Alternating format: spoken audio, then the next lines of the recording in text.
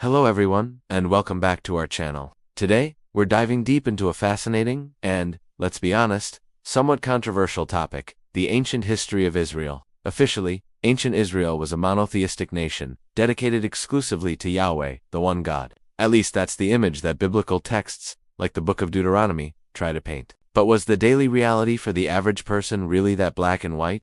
Archaeological discoveries and even a careful reading of the Bible itself suggest the story is far more complex and colorful. So, get ready, because today we're pulling back the curtain on the gods the people of Israel worshipped in secret. The official religion, promoted by the kings and prophets in Jerusalem, was crystal clear. You shall have no other gods before me. This was the golden rule.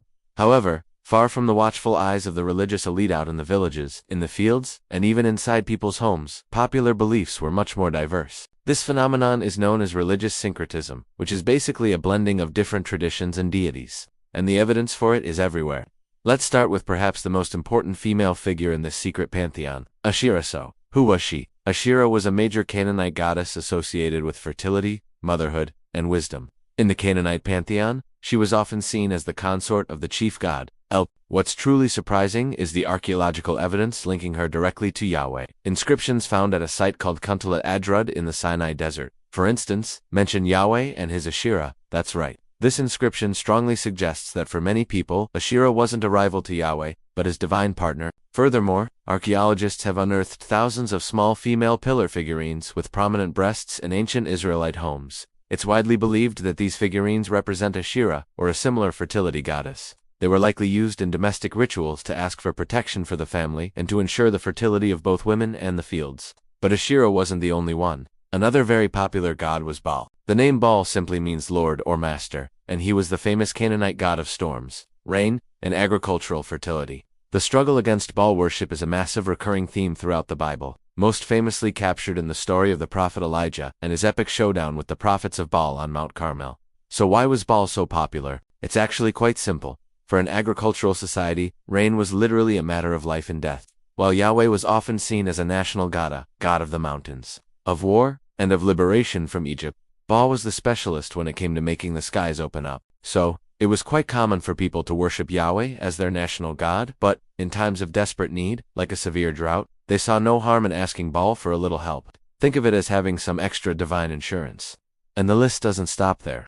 The secret pantheon of the Israelites was actually quite crowded. We find mentions of Moloch, a terrifying deity associated with child sacrifice, a practice that the Bible condemns in the strongest possible terms. Prophets like Jeremiah passionately denounced this horrific practice, which apparently took place in the Valley of Hinnom, just outside Jerusalem. It's a grim topic, but the very fact that the prophets had to condemn it so repeatedly suggests that, tragically, it was a reality for at least some segments of the population. Beyond these more famous gods, there were a host of other beliefs. The worship of celestial bodies, the sun, the moon, the stars, was also common. The Bible mentions a figure called the Queen of Heaven, which is likely a reference to the Mesopotamian goddess Ishtar or the Canaanite goddess Astarte. According to the prophet Jeremiah, the women of Judah were making offerings of cakes and pouring out libations to her, much to his frustration. This all points to a very personal and domestic form of religion. Everyday people didn't necessarily see a contradiction in lighting a candle for Yahweh while also keeping an Asherah statuette in their home for protection, or performing a small ritual to Baal to ask for rain.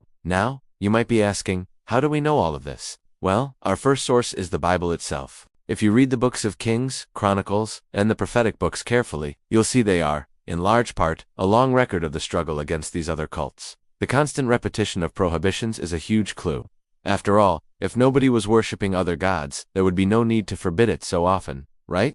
The very insistence points to a widespread and persistent practice. Our second, and perhaps most revolutionary, source is archaeology. Excavations have revealed altars on hilltops, amulets bearing the symbols of Egyptian and Mesopotamian gods, and of course, those thousands of Asherah statuettes we talked about. These physical objects give us a priceless glimpse into religion as it was actually lived day to day, not just how it was prescribed in the official texts. These discoveries paint a clear picture. The transition to pure monotheism wasn't a sudden event that happened overnight. It was a long, complex process that unfolded over many centuries. A major turning point was the great religious reform of King Josiah, around 622 BC. He centralized all worship at the temple in Jerusalem, ordered the destruction of local altars and shrines, and made a powerful attempt to eradicate the worship of all other gods. It was a decisive and forceful move to establish the monotheism of Yahweh as the one and only true faith of Israel. However, even after Josiah's reform, old beliefs and practices likely lingered for some time, proving just how deeply rooted they were in the popular culture.